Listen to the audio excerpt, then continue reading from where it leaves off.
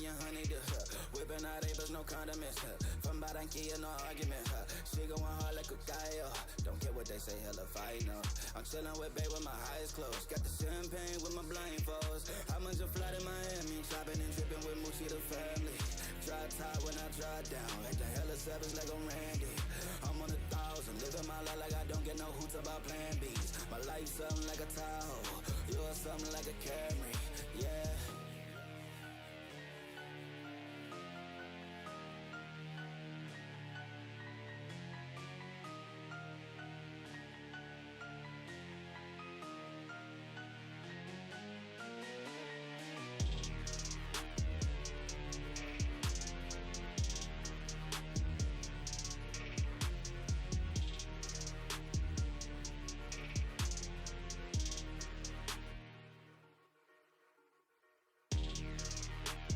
What's up, everybody? It's Magic Game Day. I'm Jake Chapman. She's Chrissy Birdsall, and we are back up here on the radio perch, getting set for game number 3 of this 4-game homestand. Hopefully, we'll see some better results than we've seen in the first 2 against, admittedly, championship contending teams in the Houston Rockets and the Detroit Pistons. Magic coming off an L the other night. You were up 7 at half. Once again, it was the second half, third quarter, but more just the entire second half that did you in on, what night was that? Sunday? I don't know. My days are all over the place right now. What is today? Today's Tuesday. Today's so we played last on Sunday against the Detroit Pistons.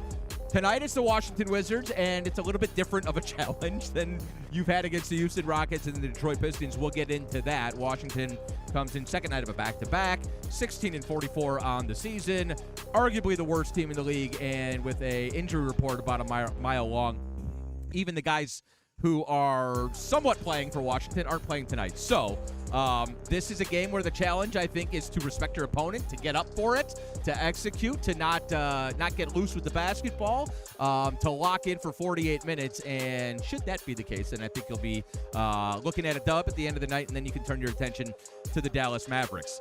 Our broadcast tonight is going to be on FM 104.5 instead of our normal flagship station 96.9 The Game. FM 104.5 beginning at 6:30, our pregame show with Brandon Kravitz, and I'll have the call beginning at 7 o'clock. You can always stream us in the Central Florida area on the Orlando Magic app, the iHeartRadio app, or outside of the listening area on Sirius XM or NBA League Pass audio. Before we dive into the Washington Wizards and recap what we saw in Detroit the other night, or against Detroit the other night, let's crack open Chrissy's quote book, because we're going to go to Chrissy's quote book. We had postgame. We had Coach Mosley did postgame audio the other night, and then they had practice yesterday, so we addressed the media at practice yesterday, and then he addressed the media at shoot-around this morning, and then as he was walking off, he said, all right, I'll see you guys in 5 hours. For an NBA head coach, just real quick, it's a little ludicrous that he has to talk every single time there's a media availability. I'm not sure what else Coach Mosley has to add, but Coach Mosley and several players have addressed the media since the loss to Detroit on Sunday. I know you were at practice yesterday. You were at shoot-around this morning. Just give me some of the highlights. What did you think was worthwhile from practice yesterday and shoot-around this morning? Well, 3 times we talked to Coach Mosley, and 3 times we heard him talk about ball movement and taking care of the basketball, because that's been a big problem with this team in those 2 losses, especially in the second half against Houston and Detroit. You heard him say after the game, just the turnovers and turnover points. I think it was 19 turnovers for 26 Detroit points. That was a big part of the game and a big reason why Detroit came back and ended up taking that game. So why a big reason they had practice yesterday, which is a little bit unusual for this time of the year when you're playing that every other day. Usually the players, teams usually take a day off, at least from the media, in between those games. But they went in, they watched film, they looked at those turnovers, and they really dissected them. They talked about floor spacing. Touching the paint was another big one that Coach Mosley said. And I was thinking back to that game against Detroit on Sunday, where in the first half, it felt like the ball was moving around pretty well. But then in the second half, the ball wasn't moving around really at all. And when it was going into turnovers. And he said a big reason because of that was they weren't bringing it inside at all. They were just passing it around the perimeter. Yep. So that was a huge key for them coming into today's game. And then you're right, we heard from a couple other players as well. A lot of talking about bouncing back, 2 home games, 2 more chances to get a win. finish this homestand at least in a 500 range. Wendell Carter Jr. especially talking about how important it is when you're heading into this final third quarter of the season of just how much more these games mean down the stretch. He said the process has been good, but the results aren't showing. So he feels like the process they can continue to stick with, but they really need to start seeing things happen on the other end. Yeah, look, the defense has been good. If you just go up, 30,000 feet, last 10 games, you're talking about the fourth-ranked defense in the league. Net rating, you're right around the top 10. So there are certainly things that you can point to that have been better. And when you talk about losing 2 games to Detroit and Houston, and you talk about having leads at halftime of both of those games, all is not lost. You don't need a 180. You need to tweak things a little bit. Early 2 weeks ago, we sat here and we talked about getting off to better starts in games.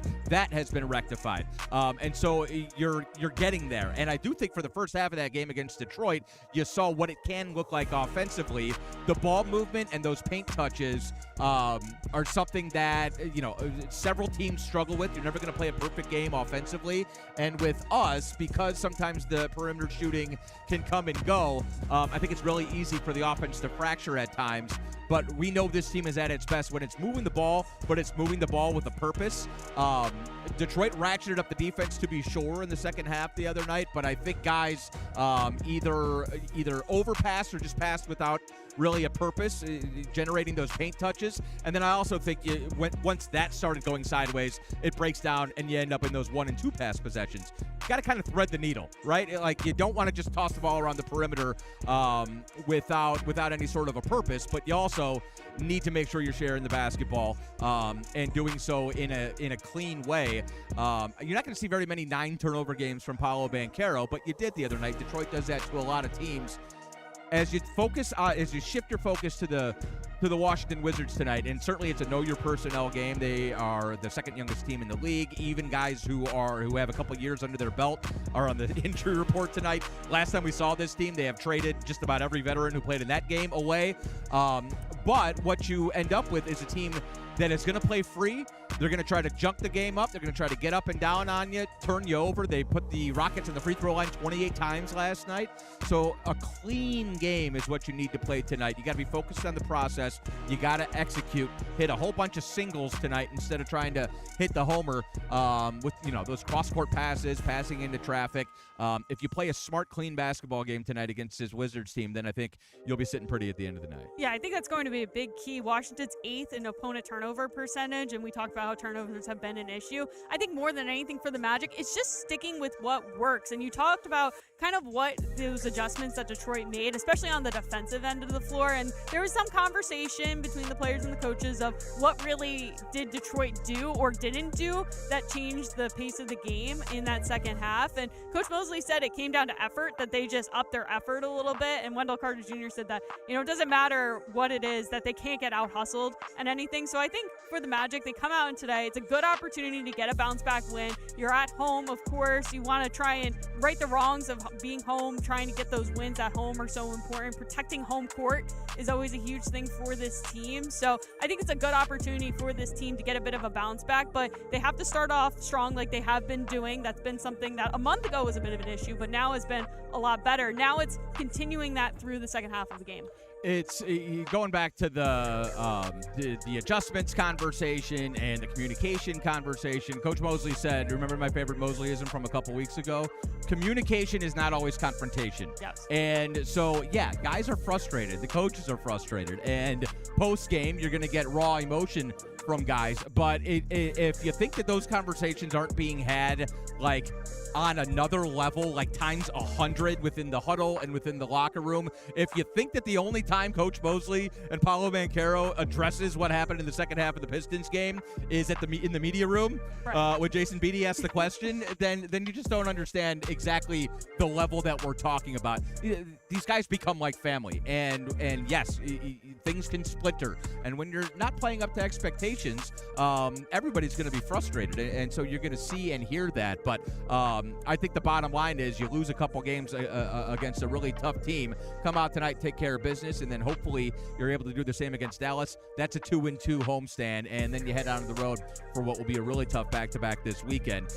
You can't get all of that back, but you can take care of business tonight against a Washington team that really doesn't necessarily want to win this game.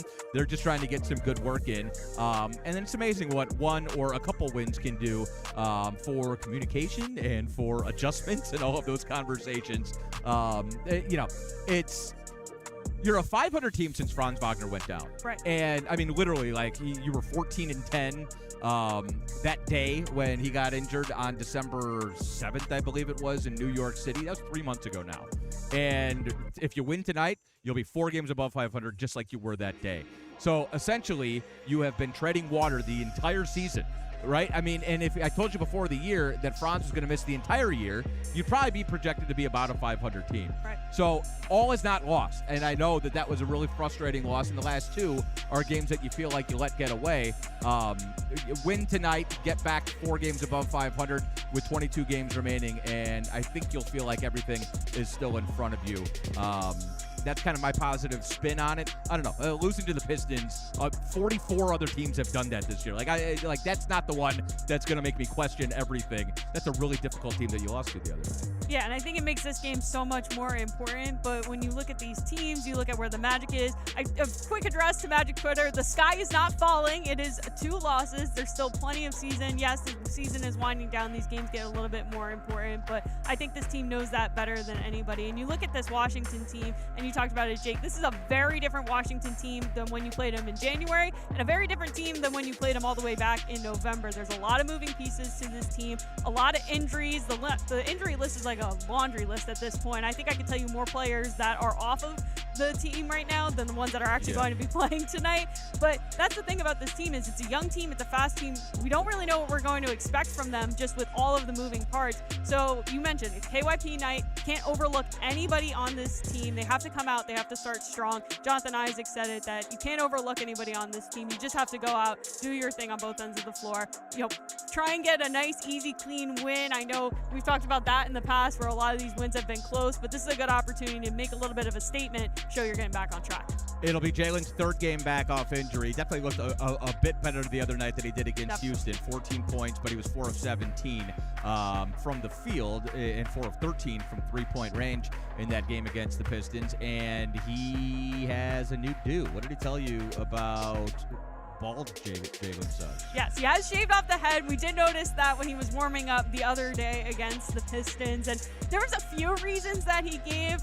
One of the reporters was asking about Javon Carter as he's on the court right now. And he was talking about the conversations that they had. He said, I'm trying to be like Javon Carter with the bald head. But he was talking more about just him as a player and the conversations and how honest Carter has been since coming onto the floor. He said he holds him accountable, right? Yes. And he doesn't sugarcoat it, which is a big thing. And I feel like from the impression that I've gotten from Javon Carter over the first, Doesn't sugarcoat much. No, not at all. Doesn't sugarcoat post-game press conferences. There's nothing sugary about Javon Carter, and we appreciate that. Yeah, and sometimes that's what you need, especially for this team that's young, that's building, they're figuring things out still. So he said he's trying to be like Javon Carter a little bit, but more importantly, he said it was a transformation. He used an Avatar: The Last Airbender reference, which I know is maybe not your generation. Wait, what words? Avatar: The Last Airbender? Okay. It's a TV show. It's a kids TV show that I used to watch when I was younger, and Suggs and I are about the same age, so it's in my generation of television, which I got excited for because I knew exactly what he was referencing. But he said one of the main characters shaves off his head. It's a transformation type of move that he makes, as he's gearing up for the final big finale. I don't know if anybody here in the chat has watched Avatar: The Last Airbender, but it's a transformation. And you've seen from game 1 to game 2, he said that first game was a wake-up call for him. Maria's locked in. You got Maria. Yes. So you have one. See, it's a generation thing. I think that anybody between my age and 28, my sister watched I could be your age and it probably would still have gone over my head. I watched the same 3 television series over and over again. So that's a me thing. I'll admit it. That's my issue. All right. Well, no, that's fun. And look, Javon Carter, if he's a pretty good guy to try to model what you're doing after. Just based on the way that he's played so far here in Central Florida, his net rating numbers are like through the roof. Defensive rating has been outstanding. He and Tristan Da Silva have been one of your best two-man combinations defensively in the 7 games since Javon has been here. He's sort of stabilized things as far as the second unit goes. Boy, I look at Paolo, and so much is made of the turnovers the other night and the inefficiency with Paolo shooting the long twos. He's being asked to do so much right now without Franz on the floor. He's being asked to basically run point and make all of the decisions for you. And then, of course, we want him to score 30 every night as well. And when he's on the floor with Javon Carter, and just when he's on the floor with a point guard or just somebody who can get guys organized, say, oh, Dez has the hot hand, we're going to get him a few looks, and just somebody who can take some of the pressure off of Paolo, I think it makes a massive difference. So Javon's been really good defensively, which we expected, but he's been a pleasant surprise offensively as well. He's knocking down his threes, but he knows how to facilitate running offense and ease some of the pressure that right now is mostly falling on Paolo Banchero, unfortunately. So, look, Javon Carter, he's 30 years old, but he's hunk compared to the rest of these guys. We're still such a young team, and I think people forget that. I was asked a question on a radio interview earlier, like, why can the Celtics withstand not having Jason Tatum, but we can't withstand not having Franz Wagner? And I was like, well, they've already won a championship. They're so much further ahead in their development than any of our guys are. And Jaylen Brown and Jason Tatum are multiple-time All-Stars. Yeah, we have guys that we think will get there, but they're not there yet. So I think sometimes we expect a little too much too soon from these guys. The team was ahead of schedule 2 seasons ago when we played the Cavaliers in the postseason. This is probably the way it was supposed to build, and then obviously a lot of your momentum has been dashed by injuries. But bottom line is you win this game tonight, and Philadelphia has the San Antonio Spurs, probably a sour group of Spurs. And so if you're able to pull off a dub tonight, and if they lose, then you'll be a half game out of the 6th seed. Right now, the goal, I think, playing out of that play-in tournament scenario, if at all possible. I'm going to go to Coach Mosley here in a moment. Jake Chapman, Chris Birdsall, we're getting set here for the Washington Wizards. This will be the 3rd matchup this season with the Wizards. First matchup here at Kia Center. Last time we saw these guys was on January 6th. That was that game where you fell down by 26 points in the 3rd quarter. The starters just didn't have it that night. And then Jace Richardson, Jonathan Isaac, the bench bunch brought you almost all the way back. You were down by 2 points with, I think, 4.5 minutes remaining. CJ McCollum was the one who closed us out that night.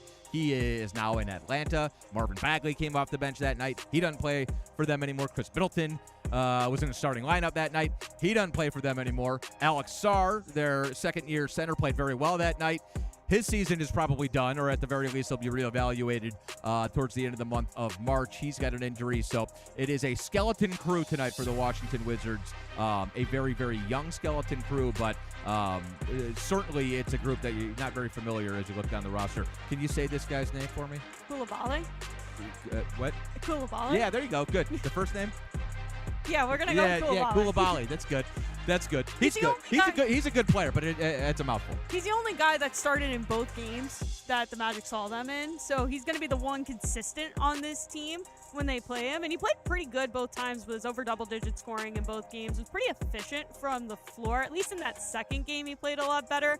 I remember they were talking to him at the end of the game and just what he was able to do. But yeah, you mentioned it. I mean, a lot of these guys that are in the starting lineup tonight, or at least the projected starting lineup, are coming off of the bench or just moved to the team, and there's a lot of moving parts for this squad coming in. So I'm really curious to see what this Washington Wizards look like. I know it's a bit of a new look Washington Wizards. They're still waiting on Trae Young and Anthony Davis to get healthy and get into their positions. Trae Young coming back maybe a little bit sooner than what a lot of people had thought. Yeah, Thursday. So, Thursday. They have him slated for Thursday against. Did you see he got ejected last night? I did, yes. It's got to be a record. I mean, how do you get ejected without ever having played a minute? It is confounding. Coach Mosley down in the Magic Media Room.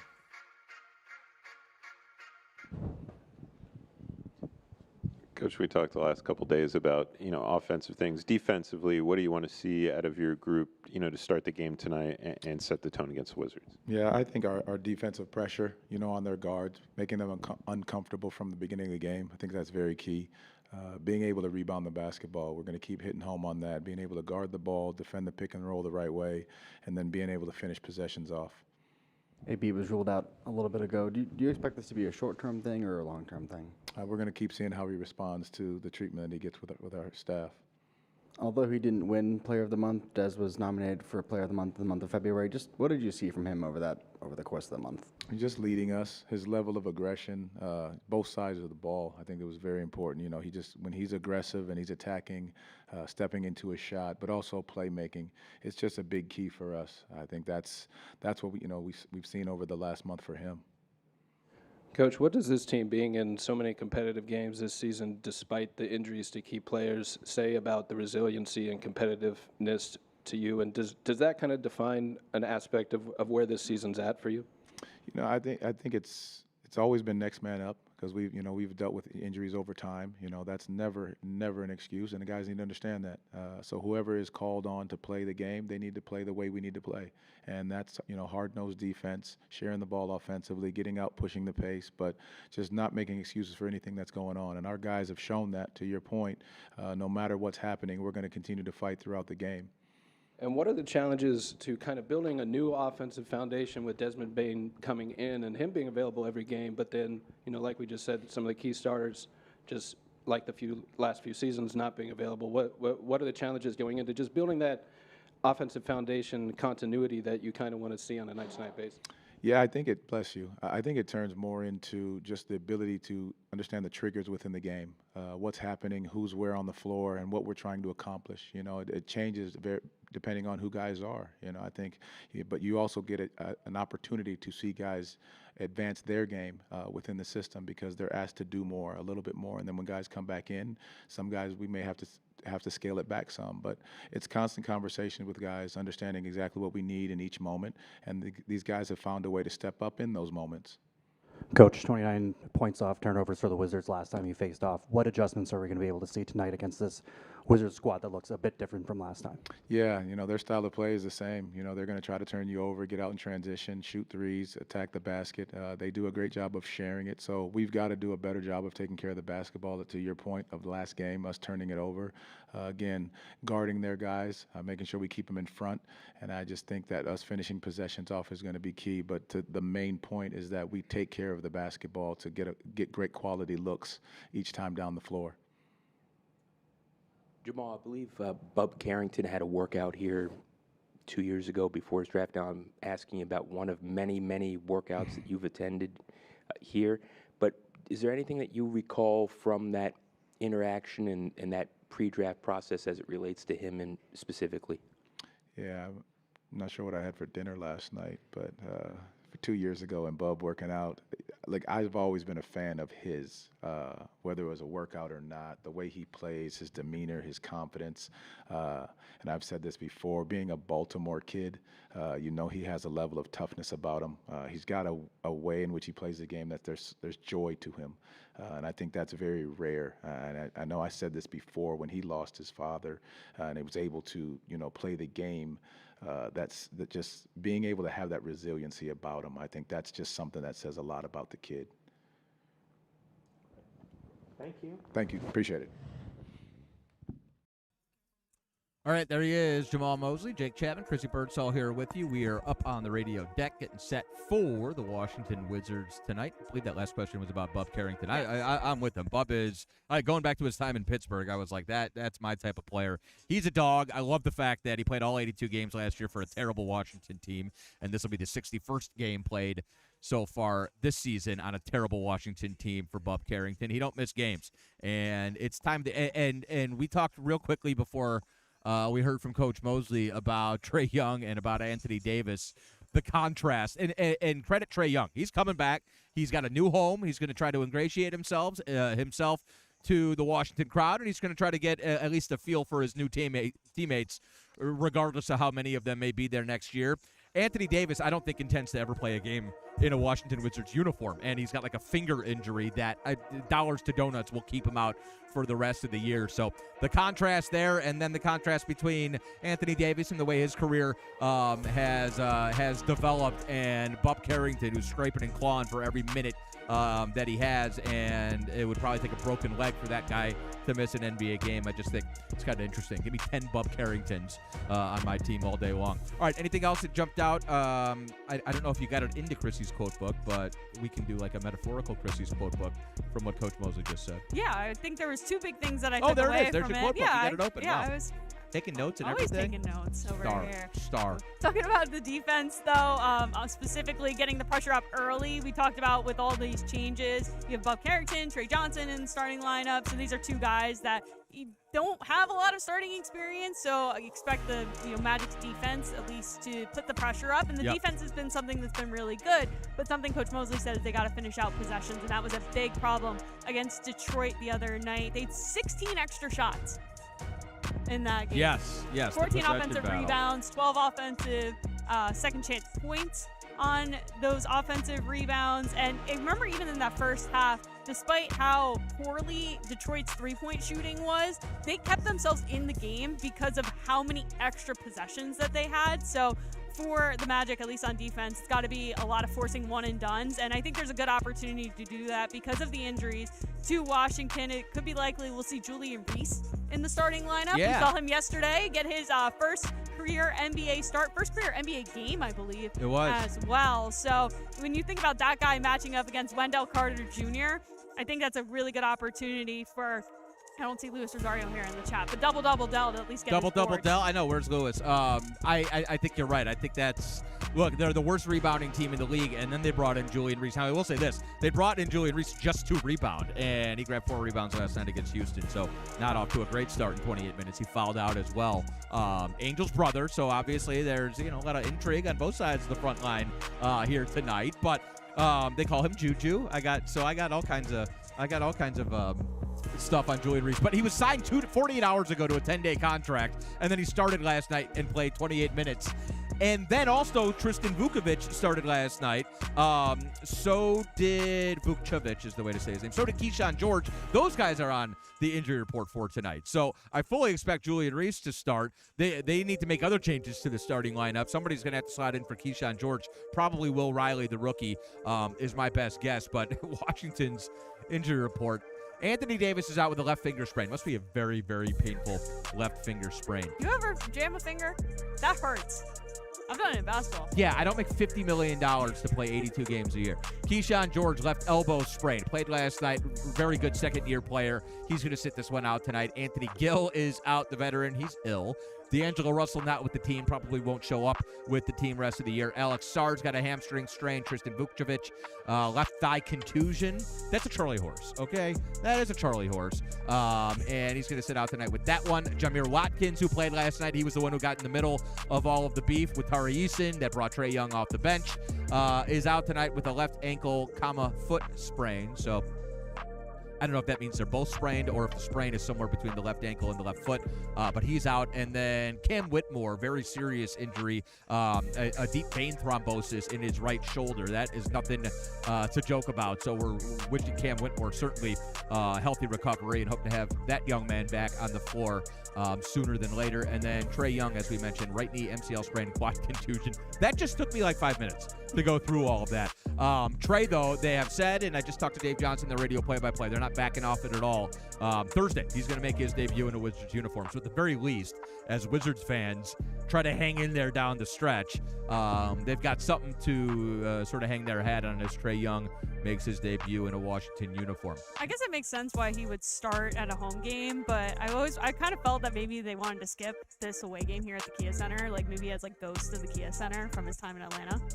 Maybe, but I don't know if there's any ghosts there. He lit us up 4 times a year in his time in Atlanta. I think he still has one of the top 5 scoring averages of any opponent. But I think you nailed it. I think if you make a big home run swing and bring in Trae Young, you definitely want him in front of as many people as possible at Capital One Arena. I'm not going to say 20,000 because I'm not sure they'll have 20,000 the rest of the season. But if anything, I think you'll get some people in the house to welcome Trae Young.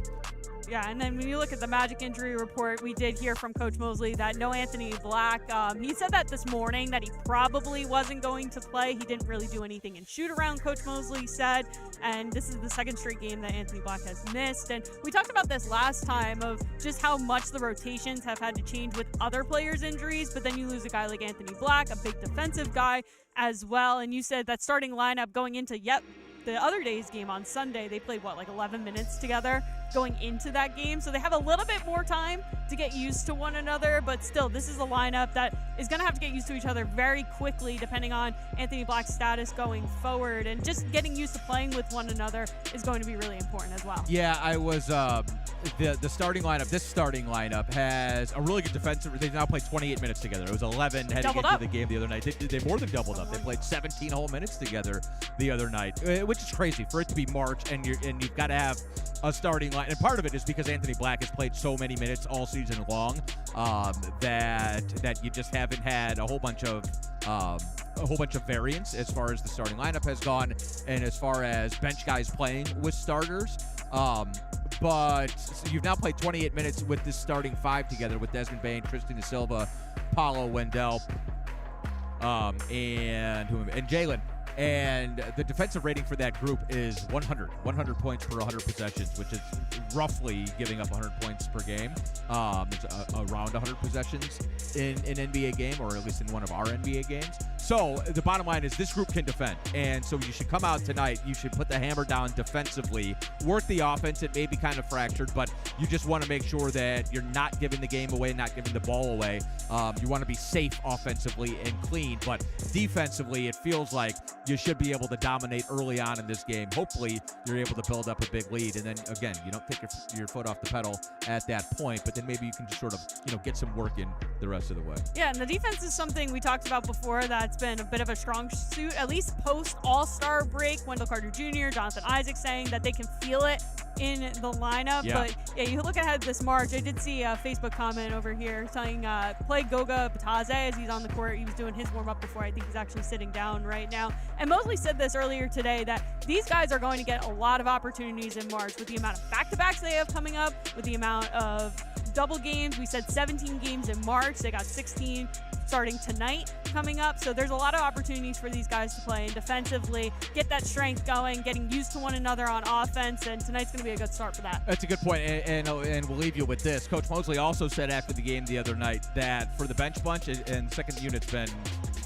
sort of rough the last couple weeks, you got to be ready to play when you get your opportunity, and if you're not, I think we might start to see quicker hooks coming down the stretch here. Development and waiting for the game to come to you is dashed once you get into March and you're trying to play your way out of the play-in scenario in the Eastern Conference. So if you have it, show it immediately, and if not, it'd be looking over your shoulder because there may be a sub checking in sooner than later. You don't have time to kind of dilly-dally at this point of the season, and you certainly don't have time or space in the standings to dilly-dally with a team like the Washington Wizards. Hopefully the Magic able to put the hammer down, get back on the winning foot tonight against the Washington Wizards. She's Chrissy. I'm Jake. We'll have the call for you beginning at 7 o'clock. Pregame at 6:30, FM 104.5, our flagship station for the evening. Here in Central Florida, you can listen to us and stream us on the iHeart Radio app, the Orlando Magic app, or outside the listening area, Sirius XM or League Pass Audio.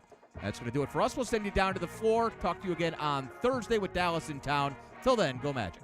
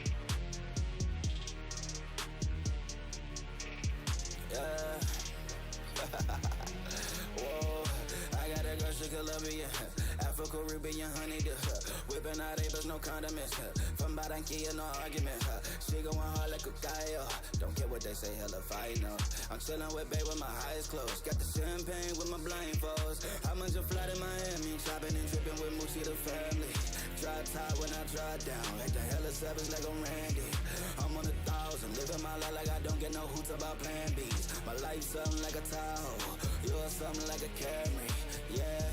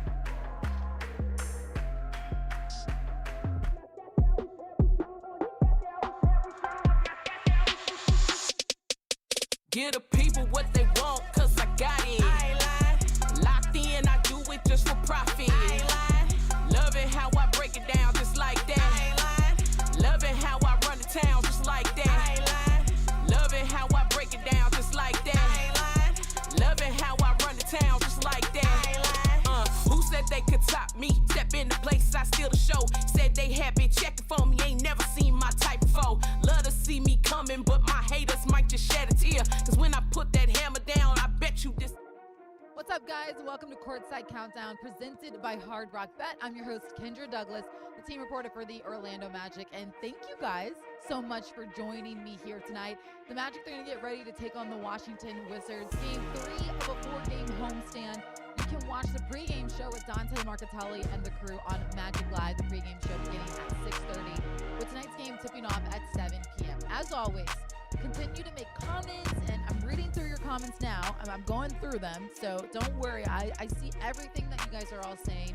But what do you guys want to talk about? You want to talk about tonight's game?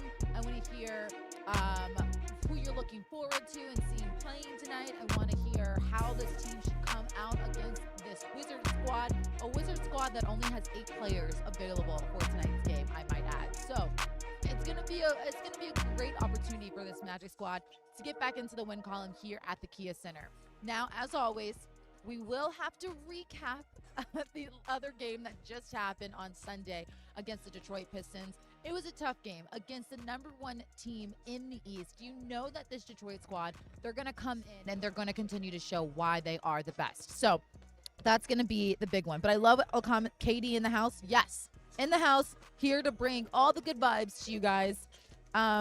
Yes, Katie, bring that positive vibe to the team. I will bring the positive vibe for the team as long as you all bring those positive vibes for this team, because that's what the Magic, they're going to need before we get on the road, which I don't even want to talk about. Let's talk about this homestand as of late. So keep the comments coming. Yes, only 8 players. The Wizards only have 8 players available for tonight's game. Majority of their guys are out for tonight's game. So that's what's happening for this Wizards squad. I love what people are saying. Want to see P5 go off tonight? Yes. I think this will be a great opportunity for him to have a really good night, especially with the way that the Wizards, only who's available for this team. Team needs a wake-up call, okay? You know, I think the team doesn't need a wake-up call. I think they just need to lock in the best way possible. So I don't think that this team needs a wake-up call just yet, but I just think that, you know, they're figuring it out. This is a sprint now. This is a sprint that this Magic team's going through. Not a marathon anymore, but it's a sprint. But I don't know about a wake-up call. I think these guys are. I think they've woken up. All right, let's look at the highlights from Sunday's game, Magic versus Pistons. So the Magic, of course, looking to bounce back tonight in this one. It was a tough night for the Magic. Cade Cunningham, he's just having himself an MVP season. He was Eastern Conference Player of the Month. 29 points, 11 assists, 7 rebounds as the Pistons defeated Orlando 106-92. Now, the Magic, they did carry their own in that first half of this game, but slowly in that second half, you clearly see why the Pistons are the #1 team in the East and what they're able to do. 66 points in the paint, even shooting 13% from the three-point line. I think that says volumes about this team. They're not good at really shooting from the three. So the fact that they were able to do that with 66 points in the paint, you see they out-rebounded the Magic 67-45. I mean, they were just able to really crash the glass, be able to be aggressive, show their will against this team. 14 steals from the Pistons, too. I think that was a big moment for this team. As we welcome Savage Says to the mix of everything. Hey, Dan. How's it going, Kendra? You know, it's going to be better because the Magic are going to get a win here tonight against this Wizard squad. I just told our Magic fans who are watching that only 8 players available for this Wizards team. So this is a good opportunity. But before we talk about the Wizards, what do you think the biggest takeaways were from that Detroit Pistons game? You look back at that game, it's a similar theme to the Houston one where you can't have any lapses or take your foot off the gas or have any moments of weakness against the NBA's best. And we saw for stretch of the game, the Magic go toe-to-toe with the Pistons. Yeah. Looked like the better team against the Pistons. Looked like the better team against the Houston Rockets. but you have one of those lapses stretch, one of those series or areas where turn the ball over too many times, create offense for them, and the game can quickly swing in the other direction. So I think that's why Magic head coach Jamal Mosley spent so much time, both in practice yesterday, shoot around today, focusing on limiting turnovers, proper spacing on the court, ironing some things out with the offense to ensure that that doesn't happen tonight against an equally aggressive Washington Wizards team. Yeah, I like what you said about that. That's going to be important, taking care of the ball, because even the last time that they saw them, turnovers was a big problem, to the point where they just sat out their starters and brought in the bench guys. But I want to get to some comments of what people are saying. It's a game of runs. I like that. Yep. I like that Clint Starr said that. But the Magic can go on a run to cap off the year. It just takes the right game to get it going. Completely agree with you on that one. I think that this is the right game to get going, to finish out strong.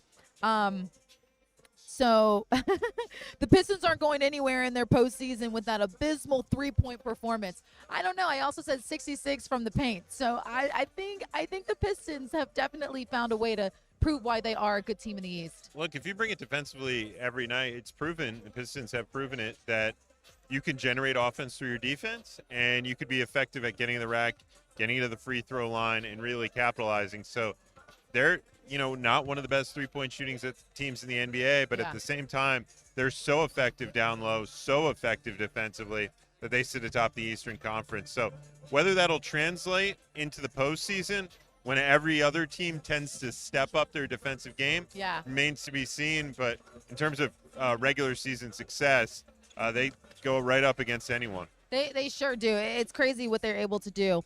Someone said, Kendra, let's not talk about the losses. All right, I got you. Let's not talk about the losses. Let's talk about some of the guys' performance, though, because once again, we continue to see Paolo Banchero have a phenomenal comeback from All-Star break. The way he's just been able to find his groove, find his rhythm. 24 points, 11 rebounds. I will say he did commit 9 turnovers. That was hard for this team, but the team as a whole committed 19 turnovers for 26 points. So it was definitely a tale of two halves. But when it comes to Paolo Banchero, I would like to ask you, what do you want to see more from him when he faces teams like a Detroit Pistons squad? Yeah, I thought Paolo in the first half of that game was exactly what you wanted to see. Yeah. He was downhill. He was aggressive. He took better care of the basketball in that first half, and he got to the free throw line. And so he was taking it to the rim with purpose. He put a lot of their guys in foul trouble, which when he's at his best, that's what he's doing. Asar Thompson got played off the floor with 3 early fouls. That took one of the Pistons' best defenders out of the first half. So that's what you want to continue to see him do when he's going against the premier opponents with premier defenders. We have an early Turner's turn coming in. Came from the left side today? From the left side. Sometimes you just like to, just psych us out or anything. So Keep you guessing. Keep us guessing. Sure. So we were so JT, we were just talking about Paolo Banchero and the way he had his performance the first half against Detroit. What did you like about the way you've been seeing him play as of late, and how did you like about his first half performance against Detroit? There was some talk, and I think he even mentioned he only got 10 shots, but I thought in the first half he was very aggressive, attacking the rim, getting to the free throw line. Look, Detroit, that is a seriously good defensive team, and with us being undermanned, I thought it really put Paolo at a disadvantage at times because they really, really loaded up on him. So what he was able to do in the first half, and then I thought the second half they just turned that defense up even more, which is what they do, which makes it difficult. And as now tonight, of course, I was just saying, and to everyone, only 8 players available for this Washington Wizards squad. What would you like to see from the Magic to get into the win column tonight? It's interesting when you play a team like Washington, and, we all know they're not really interested in winning, but they are a young group, one of the youngest teams in the league. They've got a lot of young guys that are hungry, playing for their basketball livelihood. So I think the big thing, if I was Jamal Mosley, what I would tell the guys is, you got to respect this team. I mean, you're going to look across the way, and they're going to be young, and there's no C.J. McCollum now, and there's no Chris Middleton and some Alex Sarr, some bigger names. but they're going to play hard. And in order to show them respect, I think you've got to come out and give them, play your best. I like it. I like it. Turner's turn early. You're giving us all the keys for this game. Okay, are you I done like with it. me now? We're done. We're done. Put the Do bill. you know what I'm looking forward to? Or maybe have you been in the media room? I'm No. going to guess soft pretzel bites. Soft pretzel bites tonight? Is that what's on the menu? That's part of it. Really? Yeah. Okay. Does that go along with some If George Galanti hasn't mystery eaten them all, hamburger meat or something like that? I mean, it's a fall off after the pretzel bites, but that initial all right. Okay. element. Okay. If George Galanti hasn't gotten to them all, because that's his favorite That's his item. favorite. Okay. And, but the most important thing, Dan, are there any sweets back there? Any cookies? Or... We love cookies. Oh, we love cookies. Not that don't I we? saw. I just saw Uncrustables. Okay. Aw. That's what I got, folks. JT's the best. Thanks, JT. All right, so the Magic, we are starting the month of March on a high note. We're going to have this game, even though they did lose against Detroit. Doesn't matter. We're watching that one. But the month of February was a pretty good month for this Orlando Magic squad. Let's take a look at our top 10 plays in the month of February.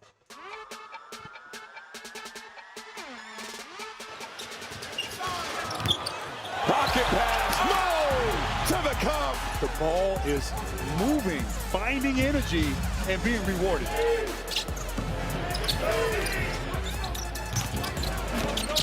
Porter, swat in by Jonathan Isaac. That was violent. Good playmaker. Black, wide open lane, right down the middle. And the Magic have it. They forced another miss. Ahead to Banchero.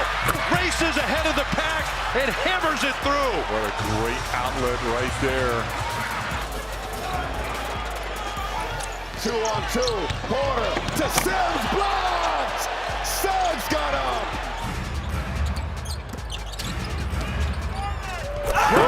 Banchero, the Palo Express, right over the top of Phoenix. That's what I'm talking about. Stolen by Suggs. Cross court to Howard. Back to Suggs for the high flying jam. Step back three on its way. Too strong. Rebound to Clowney. Stolen by Suggs. And the jam by Banchero.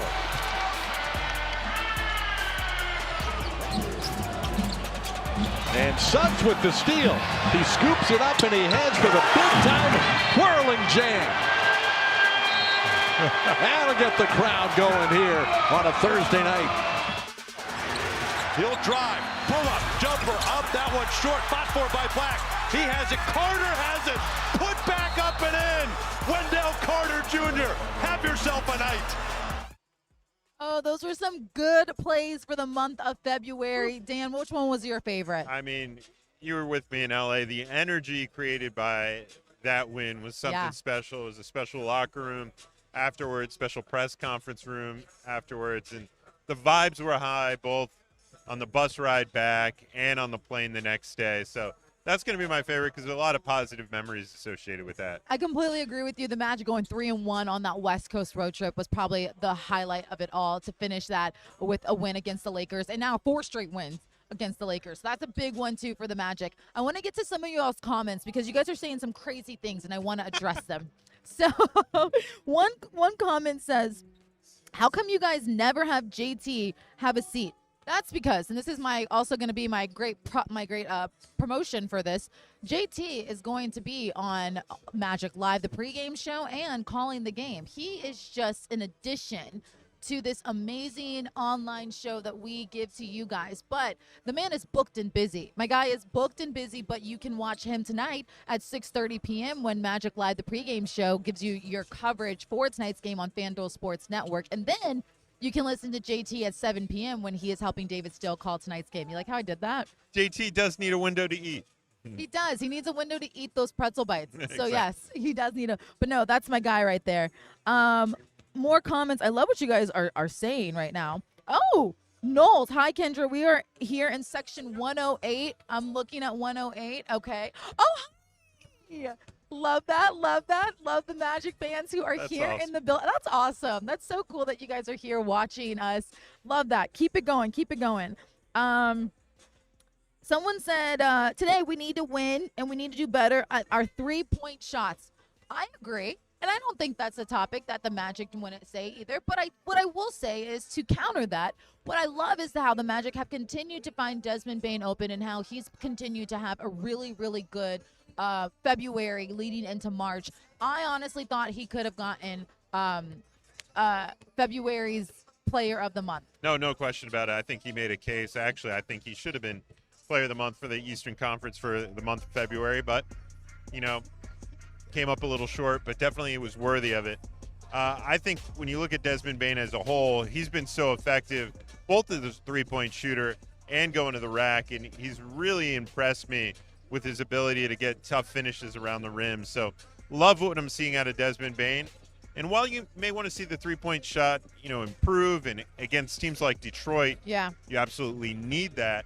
This is going to be a game tonight where you can get to the paint, you can create turnovers, and you could win with perhaps even putting up a three. That's going to be the opportunity there for the Orlando Magic. Now it's up to them to take advantage of it.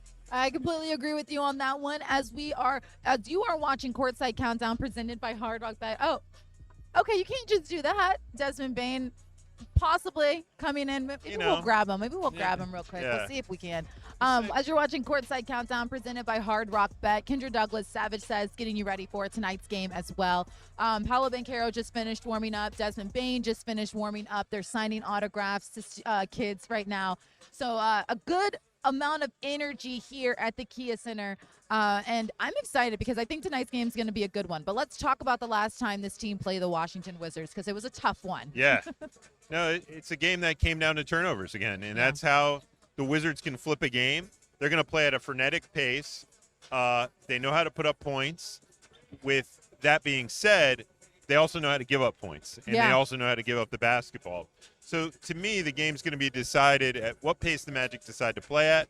Hopefully they play at their own, dictate the pace of this game, because the Wizards are going to just try to fly up and down the court, put up threes, and not make mistakes along the way. Yeah, and looking up at that matchup against those two teams, I mean, the way that they're able to play against each other, like JT just said, this is a team you can't just say and let them loose. You gotta, even though their record shows they're 16-44, this is still a young, hungry squad that I feel like this Magic squad needs to realize. And what I loved was Jace Richardson had a great performance, but you can see very well that you look at the rebounds, you look at the points off turnovers, you look at the second chance points. The Magic don't need to just fall over and relax on this one. No, and look, these numbers aren't even indicative of the squad that'll be on the floor tonight. They've made major in-season trades, acquiring Trae Young, acquiring Anthony Davis. Yep. Alex Sarr's out tonight. Cam Whitmore's out tonight. Keyshawn George is out tonight. The list could go on and on of guys that are out, which means they have 8 players who are in there who are going to be trying to prove themselves that they should be in the rotation and in the plans when the Wizards make their roster construction next year. So there's going to be guys that are going to be fighting hard, playing hard, and the Magic are going to have to match that intensity. They sure are. One person said in here, they were talking about Anthony Black, and they're saying they think AB is out of the conversation of most improved. What are your thoughts on that? Look, the thing about any of these conversations, it's being hot at the right time. And I thought AB did a great job for the majority of the season taking that leap. He's in a bit of a tough stretch right now where, it's slowed down a little bit. But again, if you put together a strong March and the Magic subsequently climb up in the standings, it could be the perfect time for AB to put his name in that national conversation. And let's not forget that Anthony Black has been playing through injuries as well and dealing with that. So he's not playing tonight. But, of course, we know that he's healing from injuries that he has played through. And that's going to be the big point is, like you just mentioned, as soon as he gets healthy, having him back and helping this team, I feel like he's still in the talks. Yeah, he progressed to the point where he was probable, downgraded to questionable. So hopefully, he could be back in that Thursday or at the start of the road trip conversation. We're not without AB too much longer because he personifies everything the Magic are about, which is converting defense into offense. When AB's at his best, he's a menace defensively and generating those fast break opportunities. We've seen him improve at finishing around the rim. His work with God Shamgod, Jeremiah Boswell, all those guys, Coach Mosley, at working on those elements has flashed this season. So I think he could get himself back in that national conversation, even though all of us here in Central Florida know what kind of a jump and improvements he's made. Exactly. So one of the funny comments on here, someone said, JT's just walking around like he has nothing to do and he's just looking for cookies. I mean, partially true. Partially True, but we are located in between his desk and where the mealroom is. Yeah. So we usually catch him either on the way to or on the way back from. Yeah, if you are new, he does a turner's turn. We get him to turn the corner and give us his take, his comments. I love what JT has to say. He's been in the league. He understands these guys. He's done it before. So he's always fun to hear him talk. Someone said, I think AB needed a break anyway. He's never had to play this many minutes, which is true. Last season, but what I like about AB is the fact when they did say, look, we're going to give you these minutes, he's done very well. Oh, yeah, no question about it. He's, forced his hand to the starting lineup at times because you have no choice to play him because of his effectiveness. But again, when he is at his best, he is a menace defensively. Can't forget about that. He converts that defense to offense because I think so often we look at offensive output, offensive numbers. But to me, the biggest difference when AB is at his best, he is a top-notch, disruptive point-of-attack defender. And that's something that this Magic team, which bases its identity around its defense, needs to have. And when you're without Franz, when you're without AB, when Jalen's still trying to play his way back, those are three huge defensive components that this team's either missing or having guys work their way back under minutes restrictions. And that's a huge hole in their identity to fill. No AB tonight, but this Magic squad can still find a way to get a win here, and that way get back into the win column for this Magic squad. But what are they going to have to do? Let's get to your storylines. What do you got for us tonight? Well, yeah, number one, starting off, they're going to have to take care of the basketball. The way the Wizards have racked up their 16 wins, one of them being against the Magic, was they turned teams over and generated points that way. Secondly, attack the paint. Love that. They don't have Alex Sarr down there. He's in their normal rim protector. When he's not in there, the Wizards are allowing a lot of points in the paint. And how can you get those? You can get those by turning them over and scoring on the other end. And lastly, don't get caught in the rat race. The Wizards are going to play at a frenetic pace, regardless of who's been in and out of their lineup. They're playing at a top 6 pace in the NBA. You can't get caught up in what they're doing. They're going to play a little reckless. The Magic have to be control, play with pace. And what I mean by that is when you get stops, get out and run. Yes. If not, get set up in your half-court offense, set up spacing properly, don't try to force things, play within yourself, and if the open shot's there, take it. And lastly, I'm going to tack this on as a bonus one. Okay. Without Wendell Carter Jr. in the lineup, who's going to be out tonight, the Magic have to make up for that with their additional bigs. And so whether that's Goga Bitadze seeing additional playing time and getting back in the rotation, Mo Wagner getting extended minutes, or J.I. seeing minutes at the 5, they need to win those minutes against a Wizards team that's without Alex Sarr. I love that you said that because that's what I was looking at to make sure that it was announced. So, yes, Wendell Carter Jr. is not going to be in this game because the comments are already talking about how a lot of people would say they want to see Goga play 10 to 15 minutes. They want to see more of Goga Bitadze. One thing I love about Goga is when he gets into a groove, when he finds his jam, he is hard to stop. And he's also, I would say, in that Arizona game, and that he really did help this Magic squad figure out a way to stay in that game, and that's what you're hoping you'll see from him tonight too. Yeah, and to give people a little inside perspective, when the teams are coaching, when the teams are going through practice shoot around, they go through in 5-man segments, and it's often the starters, and then it's often the backups that are kind of going through their units and various areas together before they come together and do various activities. So in these situations, when you have a late scratch like Wendell is, it's a lot of stress on the team because they've gone through shoot-around, they've gone through their game plan with him as a major component of it. And so in these situations in the past, Magic head coach Jamal Mosley has elected not to disrupt his bench units and create more disruption up and down the roster, and instead put another guy in that rotation. So we could see a situation tonight where Goga gets elevated to the starting lineup and, is playing with those starter minutes as to not disrupt everything that they went through this morning. So that'll be one of the curious things to pay attention to at the 6:30 mark when the team announces the starters. I love that. Before we get to looking at the schedule ahead, one of the comments I really liked was Javon Carter is fun to watch. Really surprised by his play once he arrived, and the limited time he has been with us, it's an amazing chemistry. One thing I really liked about Javon Carter is the fact he came in and said, I'm a veteran, and I will show you why I'm a veteran. He's one of Coach Hill's favorite players. I will say Coach Hill loves talking about him. He loves those old school point guards. That's what Javon Carter gives to this team. What are you liking about what you've seen so far from him? Well, number one, he taught Jalen Suggs how to properly shave his head. Jalen Suggs said yesterday at practice that he shaved his head as an homage to Javon Carter. So that's an early impact he's had. But what I like him is he's a no-nonsense, all-ball kind of guy. You hear him in practice being vocal. If he sees something, he calls it out. He is tough on his conversations.